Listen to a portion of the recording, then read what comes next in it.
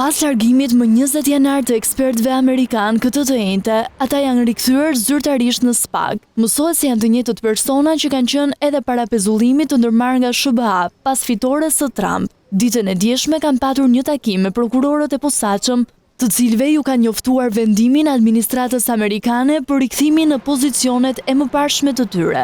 Bëhet fjalë për një prokuror ekspert të zbatimit të ligjit në SBA përfshirë FBI-n, të cilët asistojnë strukturat e drejtësisë në Shqipëri me trajnime dhe ekspertizë. Në muajin shkurt, qeveria amerikane vendosi të pezullojë programet dhe fondet për projekte jashtë SBA-s, çka solli edhe efekte në Shqipëri. Largimi i ekspertëve nga SPAG u shoqërua edhe me reagime të forta, ndërsa duket se me këtë vendim, Shtëpia e Bardhë ka konfirmuar mbështetjen për drejtësinë e re. Tashmë në të janë edhe dosje të nxehta përfshirë edhe ato të Veliajt, Berishës dhe Metës, ndërsa operacionet vijojnë edhe për grupe kriminale. Gjithashtu prej fillimit të këtij muaji në qendër të vëmendjes do të jenë edhe krimet zgjedhore ku SPAG ka ngritur grupe të punës në 12 qarqe të vendit.